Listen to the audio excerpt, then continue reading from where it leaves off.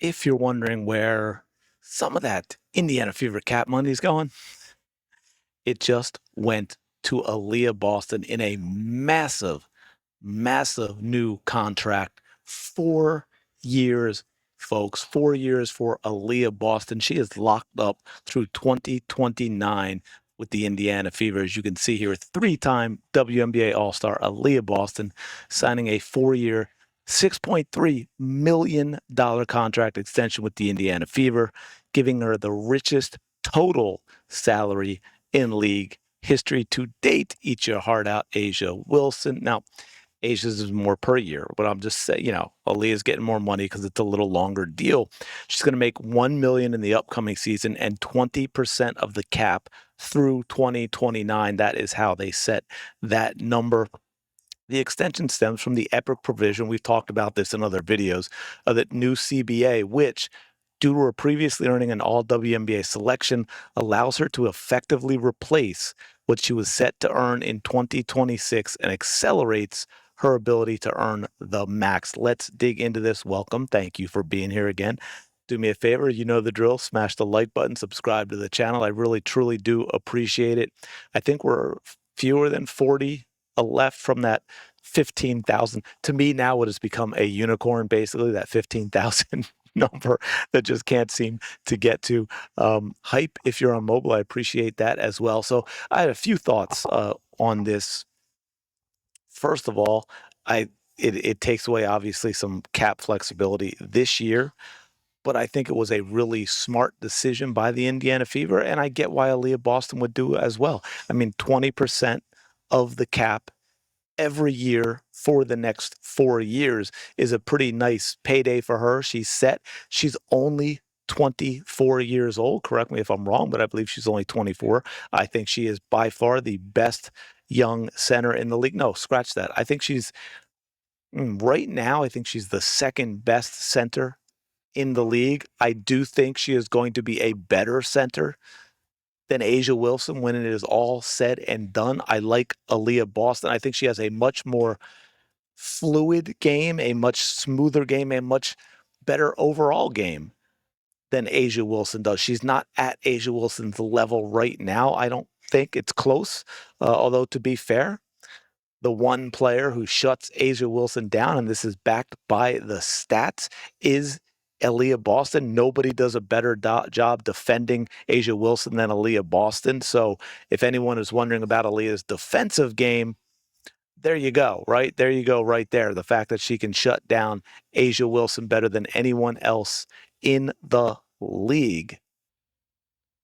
The main question I have for Aliyah Boston is heart, that edge. Now, it comes out versus certain players. I see it with A'ja Wilson. I think we've all seen it multiple times with Brittany Griner. Brittany Griner really gets that edgy Aliyah Boston to come out. The player that I want to see all the time. I think there are times where Aliyah is a little too passive in her game because from all appearances, I think we've all seen she's just one of those laid back, really nice, nothing bothers her type of player. And sometimes she needs that whatever it is in a game that gets under her skin, which obviously Brittany's Griner absolutely 100% gets under Aliyah Boston's skin. With A'ja Wilson, I think it's one, the challenge, and two, the fact that A'ja Wilson went to South Carolina before Aliyah Boston.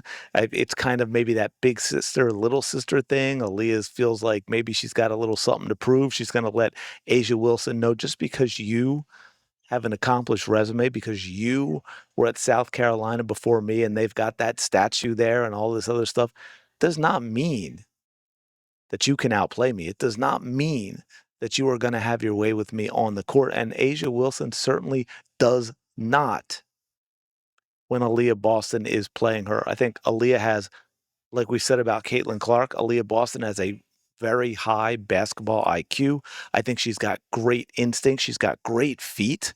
I think she has quick feet. And I know I just went on about she's not quite as athletic as A'ja Wilson, but she's got really good feet. I mean, you watch her play the game, right? Watch her technique-wise and understanding and her ability to move her feet, I think she does an absolutely fantastic job, maybe the best in the league. Now, there are bigger issues than Aliyah Boston getting this contract, which I think deserved. She deserves this contract. Aliyah Boston is again, best young center in the league. She's only 24. This is good for her. Now, what's interesting, we're going to now see, we've kind of hinted at this before, obviously not the same salary levels, but in general, the same type of problems when you start getting into these types of contracts that you already get in Major League Baseball and the NBA and the NFL, right? I mean, one that was signed, wow, it's been like 7 years now with Bryce Harper in Philly. We went out and got Bryce Harper's like 13 years, $330 million or something like that. And first of all, you're like, oh, this is fantastic. It's great. He was, I think, turning 26 or 27 at the time, the biggest free agent player on the market. We got him. And then, of course, there's the other. It's like, okay, that's an insane amount of money that is now locked up for the next 13 years, which you're going to have to work around for building the rest of the roster, right? So now we've got that with Aliyah Boston. Aliyah Boston's going to take up 20% of the roster of the salary cap for the next 4 years. Well, it's the Indiana Fever, folks. We know they have a big three. Kelsey Mitchell got the supermax. Unlike a lot of other players around the league, she did not take less in order to help out and build a better roster so that the Fever could win. She said, nope, I want the supermax. Caitlin Clark going to be eligible for that epic, just like Aliyah Boston. She's going to be eligible for it next season. She just saw Aliyah Boston get basically a supermax at 20%, right, of the salary, 4-year deal for 20% of the salary cap. You've got Kelsey Mitchell going to be an unrestricted free agent next year, cannot core her. How are you going to keep Kelsey Mitchell? Because now we know for sure Aliyah Boston's eating up 20% the next 4 years.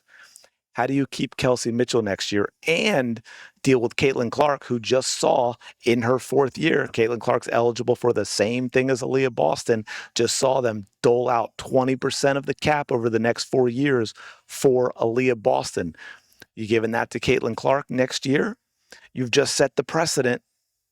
How do you say no if Caitlin Clark says, yeah, I want that deal 4 years at 20%?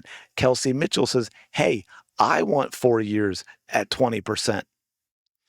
You're going to lock up 60% of your cap for 3 players? Big decisions for the Indiana Fever coming up. It's going to be interesting to see how they handle this. Let me know your thoughts in the comments below. Do you think this was a good deal on the Fever's part, on Aliyah Boston's part? Do you think she's worth the money? Are you happy for her, excited? Are you saying just what I did with the end? How's this going to work next year with Kelsey Mitchell being an unrestricted free agent and Caitlin Clark eligible for what Aliyah Boston just got? Do me a favor, like, comment, subscribe. You know the drill. I will talk to you later.